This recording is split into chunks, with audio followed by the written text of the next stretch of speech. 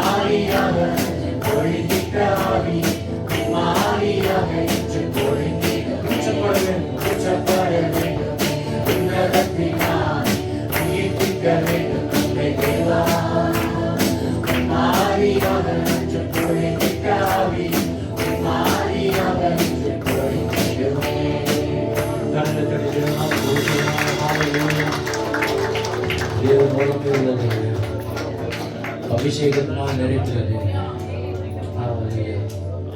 தேவனை சிதனை நாம் துதிக்கும் பொழுது புதிய பலத்தினால் புது வாழ்வை குறித்தும் தேவன் கட்டுகிற அந்த குடும்பத்தை குறித்தும் கர்த்தரால் கட்டப்பட்ட குடும்பம், இந்த 2 காரியத்தை குறித்து நாம் இன்றைக்கு நாம் தியானிக்க இருக்கிறோம். சான்றோர்கள் அவங்க எப்பொழுதுமே சொல்ற ஒரு வாக்கு என்னன்னா, வாழ்வாது மாயம் மண்ணாவது திண்ணம் என்று சொல்லுவான். பிரசங்கி புஸ்தகம் 1ஆம் அதிகாரம் 2ஆம் வசனத்தில் பார்க்கிறோம். பிரசங்கி 1ஆம் அதிகாரம் 2ஆம் வசனத்தில், மாயை மாயை எல்லாம் மாயை என்று யாரு சொல்றான்? பிரசங்கி சொல்லுகிறான் என்று அங்க வார்த்தையில் பார்ப்போம். லைஃப் இஸ் மீனிங்லெஸ் இல்ல? Life is what? எல்லாமே மீனிங்லெஸ்ஸா இருக்கு. சில பேர் அப்படிதான், லைஃப் என்ன லைஃப் வாழ்ந்து என்ன பிரயோஜனம்? இந்த மீனிங்லெஸ் லைஃப்பை தான் ஆண்டவர் என்ன பண்றாரு? மீனிங்ஃபுல் லைஃபா மாற்றுது. ஆமென். நிகழ் வாழ்க்கையில் அப்படிதான் இருக்குது. மாயை மாயை எல்லாமே மாயை. காயமே இது பொய்யடா, காற்றடைத்த, ஆமா, செத்து போனா மனுஷன் என்ன பண்றான்?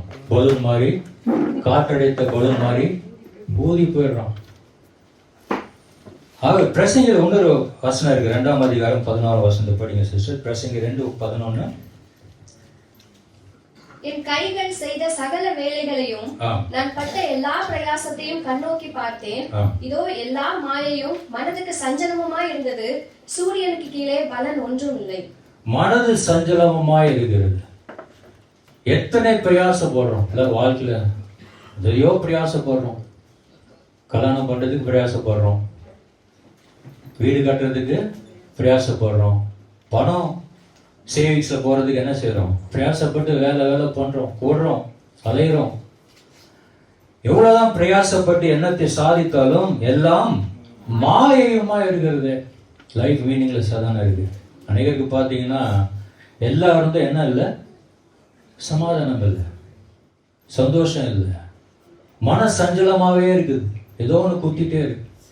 எல்லா இருந்தும் சரீரத்தில் என்ன இருக்குது? வியாதிகள். அனுபவிக்க முடியலையே. பிரசங்கி சொல்றாரு, எத்தனை பிரயாசப்பட்டு என்னத்தை சாதித்தாலும் எல்லாம் மாயை, மனதுக்குள் சஞ்சலமாய் இருக்கிறது. அந்த சஞ்சலத்தை எடுக்கிறதுக்கு தான் இயேசு கிறிஸ்து உலகத்துல வந்தார், புது வாழ்வை கொடுப்பதற்காக. யோபு நல்ல ஒரு வசனம் இருக்குது. யோபு 14ஆம் அதிகாரம் 7லிருந்து 10ஆம் வசனம் வரைக்கும் படிங்க. அது ஒரு கேள்வி சிந்தனைக்குரியதா. நம்ம அதை சிந்தித்து பார்க்கணும். அருமையான வசனம். யோபு 14ஆம் அதிகாரம் 7லிருந்து 10. ஒரு மரத்தை குறித்தாவது நம்பிக்கை உண்டு. அது வெட்டி போடப்பட்டாலும் திரும்ப தழைக்கும். அதன் இளங்கிளைகள் துளிர்க்கும். அதன் வேர் தரையிலே பழையதாகி அதன் அடிக்கட்டை மண்ணிலே செத்தாலும் தண்ணீரின் வாசனையினால் அது துளிர்த்து இளமரம் போல கிளைவிடும். மனுஷனோ வென்றால் செத்த பின் ஒழிந்து போகிறான். மனுபுத்திரன் ஜீவித்து போன பின் அவன் எங்கே போறான்? செத்த பின் மனுஷன் எங்க போறான் அவனுக்கும் தெரியாது, பெத்தவங்களுக்கும் யாருக்கும் தெரியாது. ஆண்டவருக்கு தான் தெரியும். மோட்சத்துக்கு போறானா இல்ல நரகத்துக்கு போறானா. மரம் கூட பாருங்க, மரம் கூட ஒரு நம்பிக்கை உண்டு. மரம் அது வெட்டி போட்டாலும் என்ன பாக்குதா? திரும்பவும் தலைக்குது. இளங்கிளைகள் துளிர்க்கும். வேறு தரையில பழசானா கூட அதன் அடிக்கட்டை மண்ணில செத்தாலும் தண்ணீர் கூட ஊத்த வேணாம், பாய்ச்ச வேணாம். இந்த தண்ணீர் வாசனையில அது என்ன செய்யுது? மரம் வளருது. ஆனா மனுஷனும் செத்து போனா எங்க போறான்னு அவனுக்கு தெரியல. இயேசு வாலிபனை பார்த்து சொன்னா, இன்றைக்கு உன் ஜீவன் போனால் நித்தியத்தை எங்கே கழிப்பாய் என்று வாலிபனை பார்த்து ஆண்டவர் சொல்றார். ஆகவே மனுஷனோட வாழ்க்கை பார்த்தீங்கன்னா நம்பிக்கையற்ற வாழ்க்கை, பிரச்சனை உள்ள வாழ்க்கை தான். சஞ்சலமும் சந்தேகமும் நிறைந்த வாழ்க்கை, பொறாமையும் சூதும் நிறைந்த வாழ்க்கை தான் மனுஷனோட வாழ்க்கை. ஆஃபீஸில் பார்த்தீங்கன்னா பொறாமை போடுவாங்க இல்லையா? எப்படா அமுகலாம், மேலே வர விடாம இதெல்லாம் நடக்குது உலகத்தில். நம்பிக்கையற்ற வாழ்க்கை. இந்த நம்பிக்கையற்ற வாழ்க்கை தான் இயேசு கிறிஸ்து நமக்கு ஒரு நம்பிக்கை கொடுப்பதற்காக இந்த உலகத்தில் வரும். நம்பிக்கை இல்லாதவர்களுக்கு நம்பிக்கை உண்டாக்குறது, உதவி இல்லாதவர்களுக்கு உதவி செய்கிறது. புது வாழ்க்கை, லைஃப் இஸ் மீனிங்லெஸ் லைஃப் தான் ஆண்டவர் மீனிங்ஃபுல் லைஃபை மாற்ற தேவனா இருக்கிறார். ஹல்லேலூயா. அப்படிப்பட்ட இயேசு கிறிஸ்து தான் பார்த்தீங்கன்னா இப்படிப்பட்ட இந்த உலகத்துல புது வாழ்வை கொடுப்பதற்காக ஆண்டவராக இயேசு கிறிஸ்து நம்மை தேடி வந்த. இது எப்படி சாத்தியமாகும் நீங்க கேட்கலாம். அதுக்கு ஒரு வசனம் இருக்கு, மனுஷால் கூடாதது அவரால் கூடும். நம்முடைய இருதயத்தை தான் அவர் கேட்கிறார். ஆமென். வேற எதையும் கேட்கல. புது வாழ்க்கைக்கு என்னென்னமோ நம்ம வேண்டுகிறோம் இல்லையா, தேவைப்படுகிறது. சில காரியங்கள் நம்ம என்ன செய்யறோம், வேண்டாம்னு சொல்றோம். புது வாழ்க்கைக்கு மரணம் வேணும்னு சொல்லுவோமா? புது வாழ்க்கைக்கு இல்லை சஞ்சலம் வேணும்னு சொல்லுவோமா? தரித்திரம் வேணும்னு சொல்லுவோமா? வியாதி வேணும்னு யாரோ சொல்லுவாங்க. எனக்கு நிறைய பிரச்சனை வேணும்னு சொல்லுவாங்களா? யாரும் சொல்ல மாட்டாங்க. ஆனாலும் வேதத்துல சங்கீதத்துக்கு எழுதின புஸ்தகம் 107ஆம் சங்கீதம் 17ஆம் வசனத்துல தாவீது சொல்றார், நிர்மூடர் தங்கள் பாதக மார்க்கத்தாலும் அக்கிரமங்களினாலும் நோய் கொண்டு ஒடுங்கி போனார். இங்கிலீஷ்ல படிங்க. If you have English Bible, it says fools. Someone read if you have English Bible. Psalm 107 verse 17. Because of the transgression. நோய் கொண்டு ஒடுங்கி போனார்கள் என்று பார்ப்போம். பாவம் அப்ப எப்படி வருது? பாவத்தினால என்ன வருது? நோய் வருது. அதான் ட்ரூத். நம்ம குடிக்காதன்னு சொல்றான், ஆனா மனுஷன் என்ன செய்யறான்? குடிக்கிறான். குடினால என்ன வருது? நோய் வருது. ஏமாறி புகை விட முடியுமா? ரவுண்டா விட முடியுமான்னு சொல்றோம். அதில் 40-50 வயசுல முட்டிக்காலும் வயிறு சேர்த்து படுத்து கிடப்போம் ரவுண்டா. இப்போ தெரியாது. குடியை பற்றி சிகரெட்டை பற்றி பைபிளில் போட்டிருக்கான்னு கேட்பாங்க சில பேர். பைபிளில் போடல, டப்பாலே போட்டிருக்கேன். சிகரெட் டப்பாவில் குடியை பாட்டிலும் போட்டிருக்கு. அந்த அறிவு கூட இல்லை பாருங்க. மனுஷன் எதை செய்யாதன்னு சொல்றேன்னு அதுதான். ஆமா, முத்தி முதற் கொடிக்கு மோக கொடி படர்ந்து அத்தி பழுத்தது உந்தி பெற அப்பளம் உன்னை அந்த பழத்தை சாப்பிடாத. அப்பெல்லாம் என்ன தெரியுமா? நீங்க சாப்பிட்ற அப்பெல்லாம் இல்லை, மரத்தை பார்த்து நன்மை தீமை அறிகிற கனியை நீ புசிக்காதன்னு ஆண்டவர் சொன்னார். ஆனாலும் பாருங்க, ஏதாவது பார்த்தாதான் என்ன, இது செஞ்சாதான் என்ன. இன்றைக்கு மனுஷனோட வாழ்க்கை அப்படிதான் இருக்கு. They live in an attitude of who cares. யாரு கேர் பண்ணாலும் நமக்கு என்ன, நம்ம பாட்டு நம்மளோட ஜோலியை பார்ப்போம். இது செஞ்சாதான் என்ன. பிள்ளைகளும் பாருங்க, பெற்றோர் உனக்கு என்ன, நான் அதுதான் செய்வேன். கீழ்ப்படியாமை. ஒரு மனிதனுடைய கீழ்ப்படியாமையினாலே அநேகர் பாவிகளானார்கள். அதனால இயேசு கீழ்ப்படிந்து உலகத்துக்கு வந்தார். எதுக்கு? நம்மை ரட்சிப்பதற்காக, புது வாழ்வை கொடுப்பதற்காக. ஹல்லேலூயா. ஆகவே பாவத்தின் சம்பளம் மரணம். வேதத்துல போட்டிருக்கு, பாவத்தின் சம்பளம். பணக்காரன் பாவம் செய்வான், ஏழை தரித்திர பாவம் செய்வான், இல்லையா? நல்ல குடிகாரன் கெட்ட குடிகாரன் இருக்கிறான், தெரியுமா? நல்ல குடிகாரன் என்ன செய்வான்? பார்ல போயிட்டு நல்லா குடிச்சுட்டு வீட்டில் அமைதியாக போய், கெட்ட குடிகாரன் டாஸ்மாகில் போயிட்டு ரோட்டில் ஸ்விம் பண்ணிட்டு இருப்பான், வாந்தி எடுத்து அதில் பிறண்டு புரண்டு. இவன் கெட்ட குடிகாரன். மொத்தத்தில் 2 பேர் யாரு? குடிகாரங்க தான். நல்ல குடிகாரன் கெட்ட குடிகாரன்னா கிடையாது. பாவம், பாவத்தினால் ஏற்படுகிற நோய்கள், சரீர பிரச்சனைகள், பாவத்தின் சம்பளம் மரணம். ஆகவே பாவம் செய்வதற்கு நம்ம போய் காலேஜ்ல யூனிவர்சிட்டியில படிக்க தேவை இல்லையா? பாவம் எல்லாரையும் என்ன செய்யுது? ஆட்கொள்ளுது. நாம் பாவிகளா இருக்கையில் கிறிஸ்து இயேசு நமக்காக மரித்தார். எவ்வளவு பெரிய ஆண்டவர். ஆமென். எதுக்கு மரிக்கணும்? நம்ம என்ன நன்மை செஞ்சோம்? ஒண்ணுமே செய்யலையா? பாவிகள். நமக்காக அவர் எதுக்கு வந்து மரிக்கணும்? ஒருவரும் கெட்டு போகாதபடி எல்லாருமே மோசம் அடையணும். அந்த விஷயம் தான் தேவன் இந்த உலகத்திற்கு வந்தார். ஹல்லேலூயா. ஆகவே பாவத்திற்கு வந்து ஜாதி கிடையாது, சமயம் கிடையாது, நிறமும் கிடையாது, மொழியும் கிடையாது. எல்லாரையும் என்ன செய்யும்? பாவம் ஆட்டி படைக்கும். அதனால பைபிள்ல வேதத்துல பாவத்தை விட்டு விலகி ஓடுன்னு ஆண்டவர் சொல்றார். ஆமென். இந்த பாவத்தின் பிடியில் அகப்படாதவர்கள் யாருமே, எல்லாரும் தான். அரசுல இருந்து ஆண்டி வரைக்கும், பணக்காரன், ஏழை, படித்தவன், படிக்காதவன், பாதிரிகள், பக்திமான்கள், பூசாரிகள் எல்லாருமே என்ன செய்றாங்க? All have sinned and fallen short of the glory of God.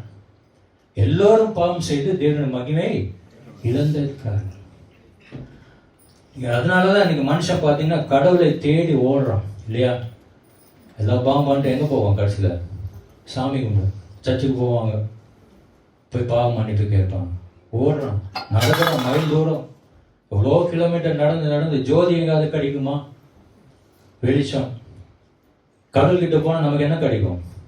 பாவ மன்னிப்பு கிடைக்கும். நடந்து போடுறான். நல்ல பாட்டு இருக்கு, ஒரு பிரேயர். ஓடி ஓடி ஓடி ஓடி உட்கலந்த ஜோதியை நாடி நாடி நாடி நாடி நாட்கழிந்து போயின, தேடி தேடி தேடி தேடி தேடுகின்ற மாந்தர்கள் கோடி கோடி கோடி கோடி கோடி கோடி கோடியே கோடி கணக்கில் மனிதர்கள் அந்த உலகத்தில் என்ன செய்யறாங்க? கடவுளை தேடுறான், ஆனா கிடைக்க மாட்டேங்குது. நம்ம தேசத்துலயும் எவ்வளோ கடவுள் இருக்கிறாங்க. தேடுறான் மனிதன். தேடுறதுக்குள்ள அவன் வாழ்க்கை என்ன ஆயிடுது? நாட்கள் கழிந்து போயிடுச்சு. மேலே போய் சேர்ந்துடும். குகையில போய் தேடுறான், கடவுள் அங்க இருக்குமா? கடவுள் தூணம்னு இருப்ப, இங்க தூண் இருக்காரு கடவுள். இங்க 4 தூண் இருக்கு, அங்க இருக்க மாட்டாரு. தூண்லயும் இருக்க மாட்டாரு. எங்க இருப்பாரு? இங்க இருப்பாரு. ஆதியா உள்ளம் பெருங்கோயில் ஊனடங்கு ஆலயம் வள்ளல் பெருமானுக்கு வாய் கோபுர வாசல். இந்த வாய் தான் கோயிலோட வாசல். கட்டடத்தில் ஆண்டு இருக்க மாட்டார். மனுஷர் கையினால் கட்டப்பட்ட கோயில் நான் வாசம் பண்ணுவதே இல்லை. இப்ப எங்க வாசம் பண்றாரு? உள்ளத்துல. அதுதான் உங்க இருதயத்தை கூடன்னு கேட்கிறேன். Give me your heart. Hallelujah. வேற எதையும் கேட்கல.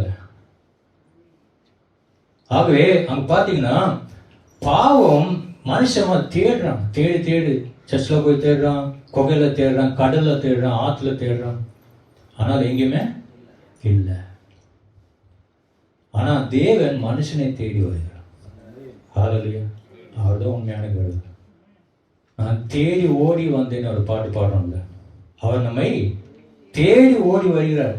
மனிதனை படைத்த கடவுள் மனிதன் பாவத்தின் மூலமாக தன்னால் விட்டு பிரிந்து நரகத்தை நோக்கி சென்றிருக்கிற மனிதனை கர்த்தர் தேடி ஓடி வருகிறார்.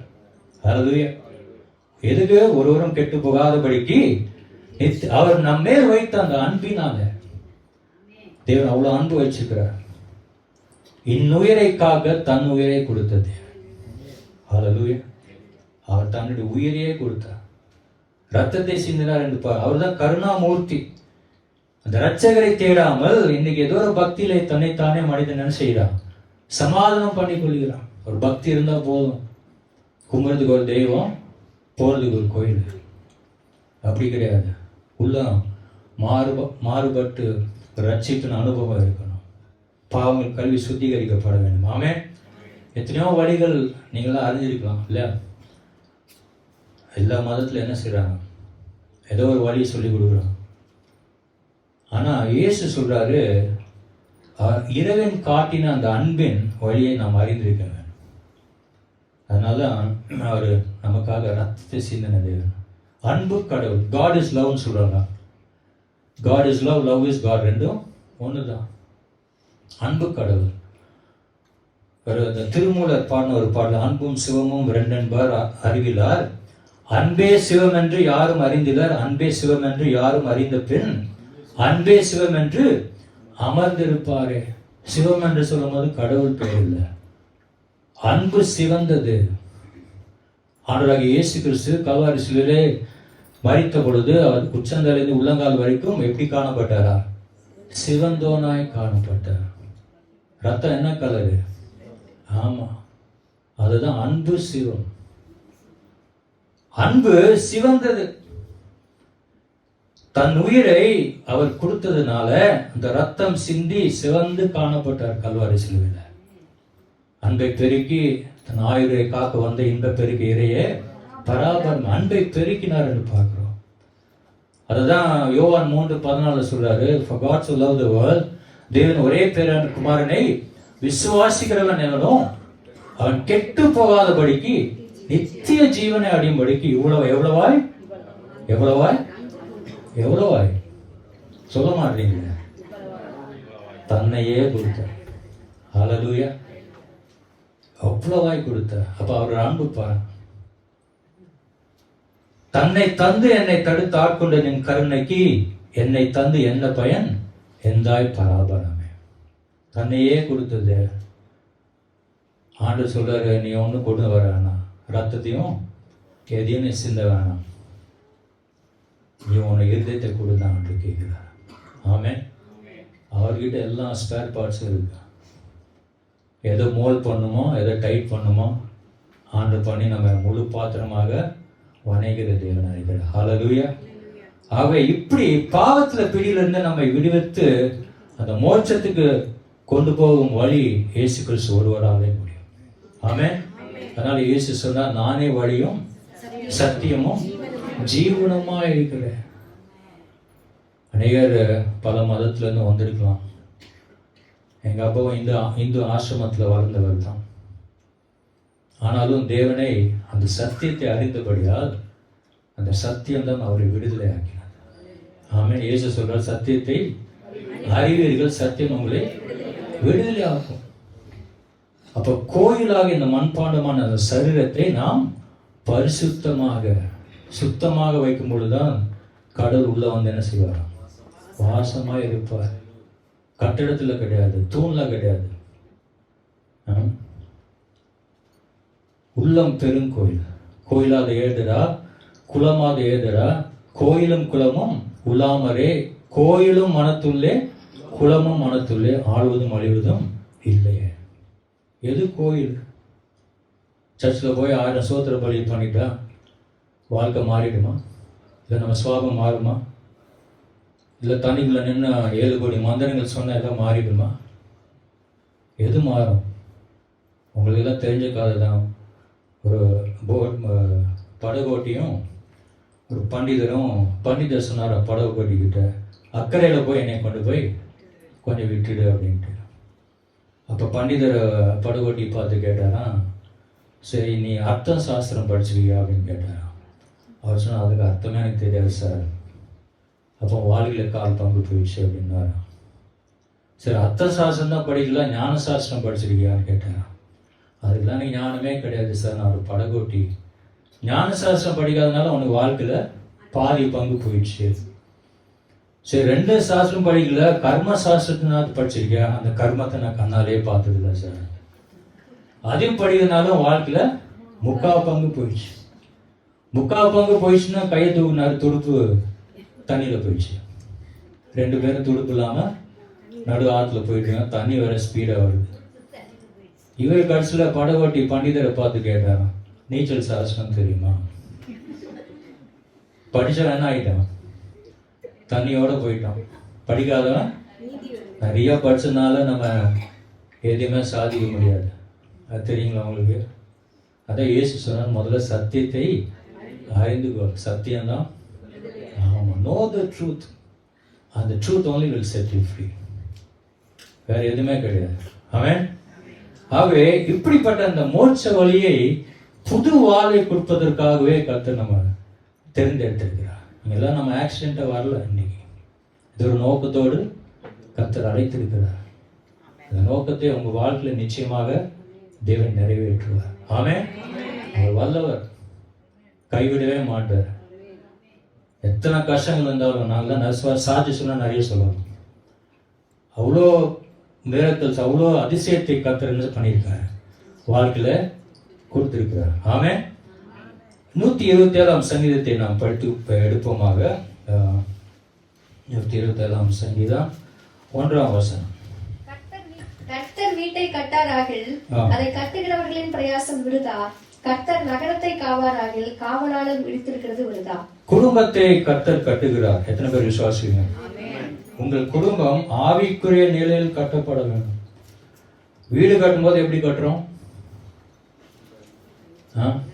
நல்ல மெட்டீரியல்ஸ் எல்லாம் வாங்கி கரெக்டா இருக்கா, ஸ்ட்ராங்கா இருக்கா, ஃபவுண்டேஷன் நல்லா ஸ்ட்ராங்கா தோண்டி இருக்காங்களா, எல்லாம் நல்லா பூச்சிருக்காங்களா, இல்லையா? அப்படிதானே கட்டணும். அப்ப ஆவிக்குரிய வாழ்க்கை எப்படி கட்டணும்? அது போலதான். ஆமென்.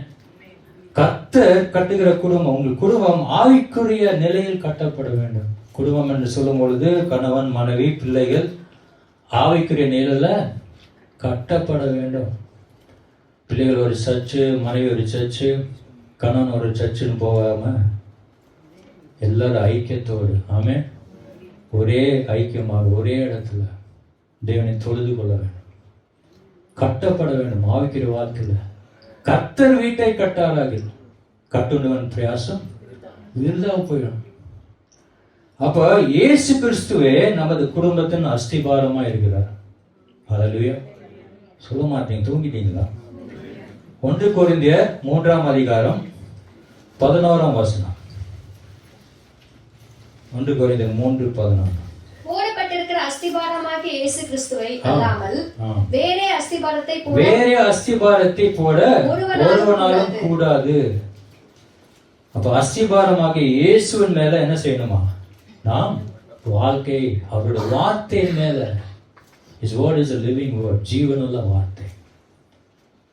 அவர் தான் அந்த சபைக்கு மூளைக்கல்லா இருக்கிறார். அஸ்திபாரமாகிய இயேசு. அந்த வசனத்தை படிக்கும் பொழுது, நீங்கள் தேவனுடைய 16ஆம் வசனம், நீங்கள் தேவனுடைய ஆலயமா இருக்கிறீர்கள் என்றும் தேவனுடைய ஆவி உங்களில் வாசமா இருக்கிறார் என்றும் அறிவீர்களா? ஒருவன் தேவனுடைய ஆலயத்தை கெடுத்தால் அவன் தேவன் கெடுப்பார். தேவனுடைய ஆலயம் பரிசுத்தமா இருக்கிறது, நீங்களே அந்த ஆலயமா இருக்கிறீர்கள். இயேசு கிறிஸ்து தான் அஸ்திபாரம், இல்லையா? சபைக்கு அவர் தான் மூளைக்கல். அவர் மேல கட்டப்பட வேண்டும். ஹல்லேலூயா. இது தேவனால் உங்கள் குடும்பம் ஆவிக்குரிய நிலையில் கட்டப்பட வேண்டும். மத்தேயு எழுதின சுவிசேஷம் 7ஆம் அதிகாரத்தை பார்க்கிறோம். 24ஆம் வசனம் படிப்போம். மத்தேயு 7:24.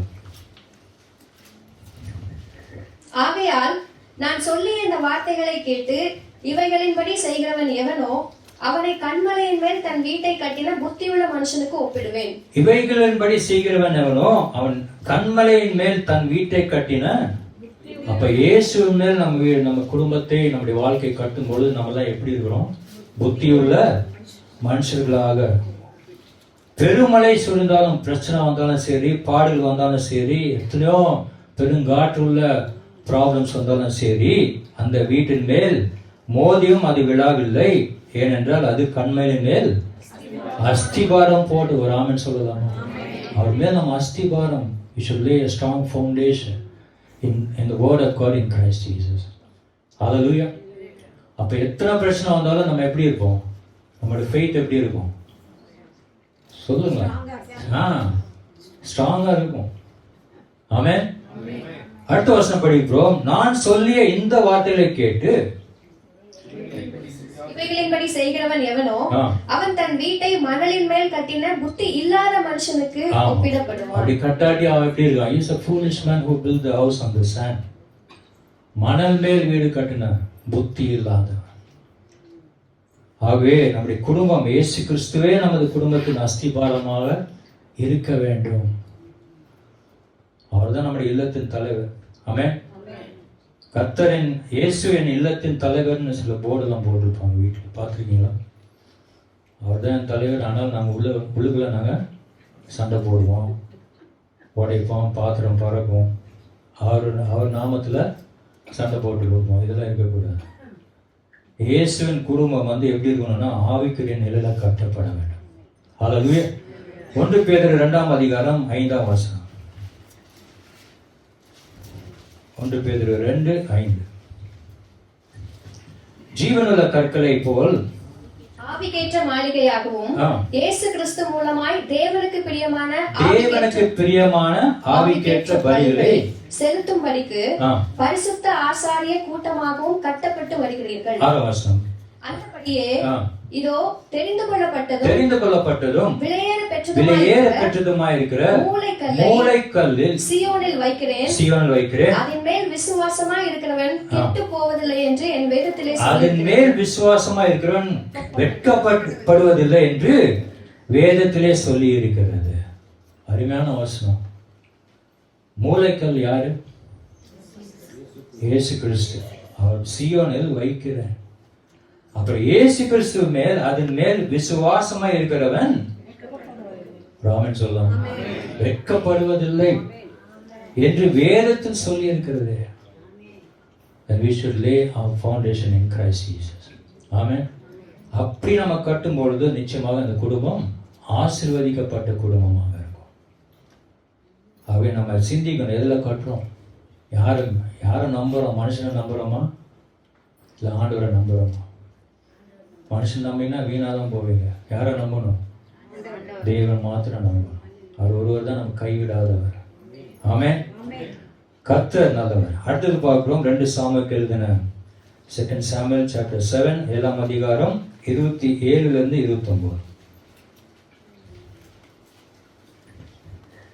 உனக்கு வீடு கட்டுவேன் என்று இஸ்ரவேலின் தேவனாகிய சேனைகளின் கர்த்தராயிருக்கிற நீர் உமது அடியானின் செவிக்கு வெளிப்படுத்தினீர்.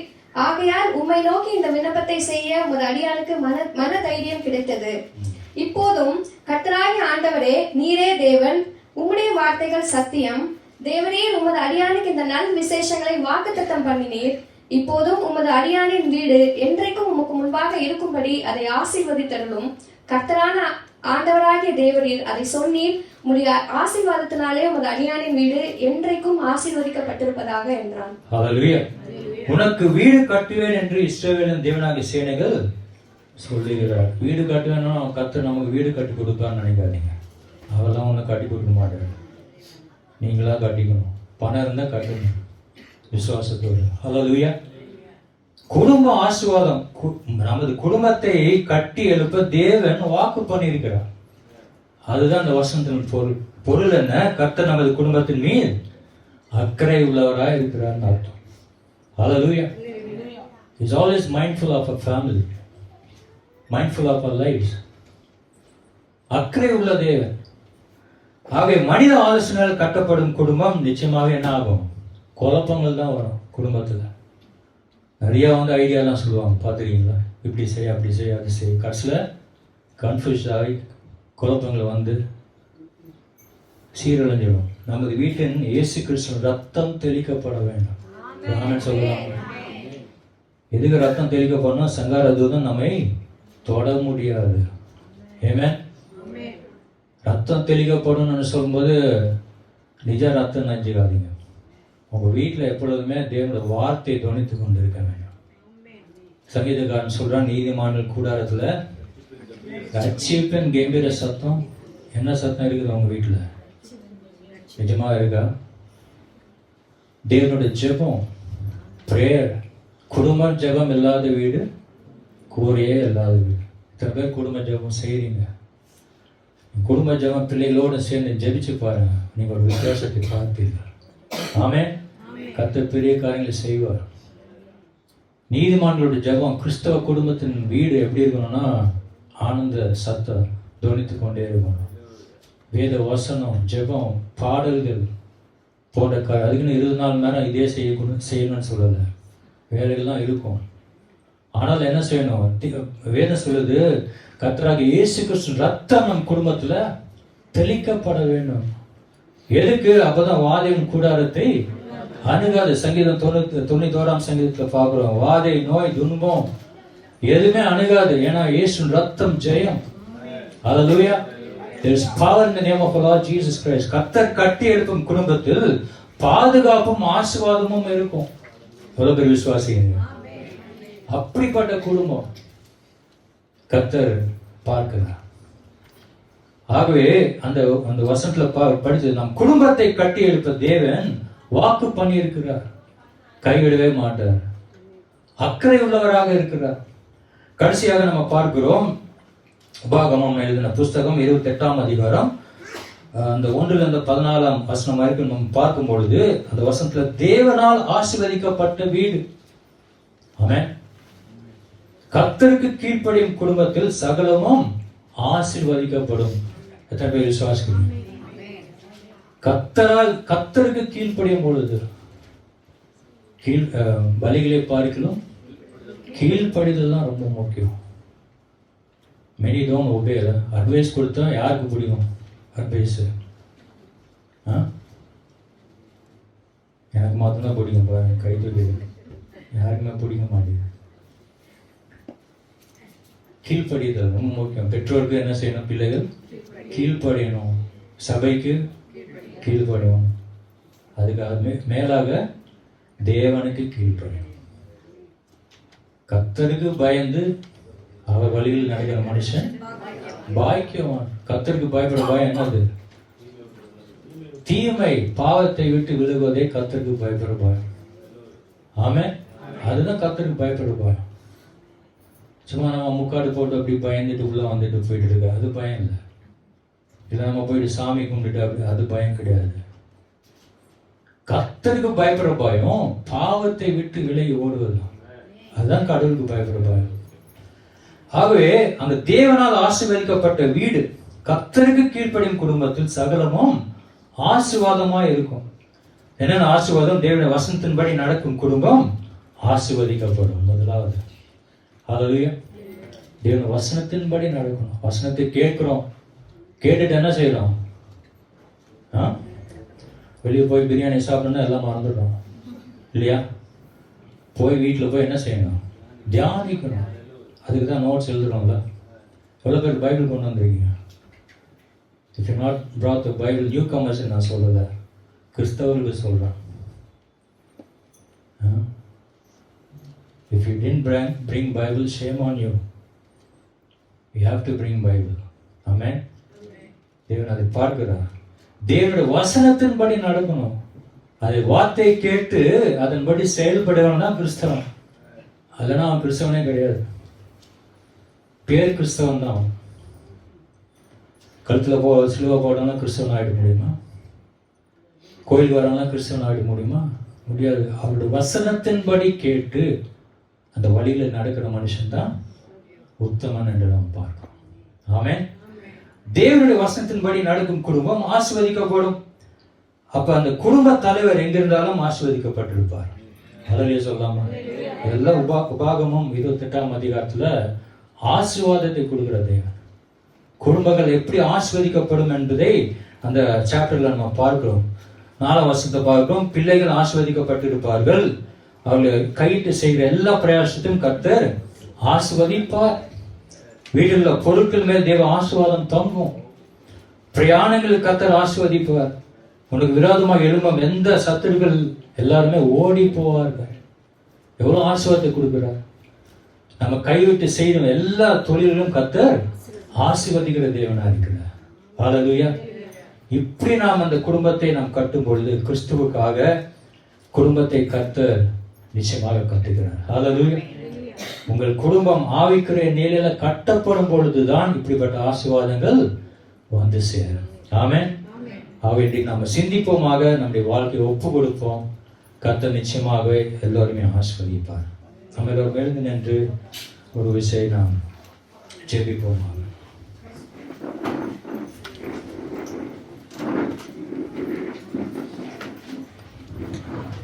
ஒரு பாடலை பாடுவோம். அப்பொழுது கர்த்தரை கண்டு நாம் காணிக்கையும் தசமாகலையும் உற்சாகமாக கர்த்தரை ஊழியத்திற்காக நாம் கொடுத்து தேவனை மகிமைப்படுத்துவோம்.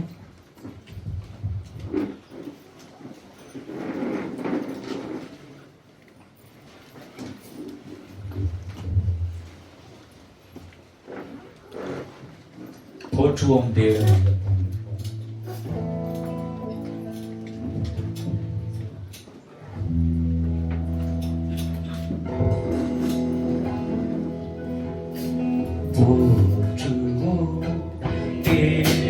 Amen.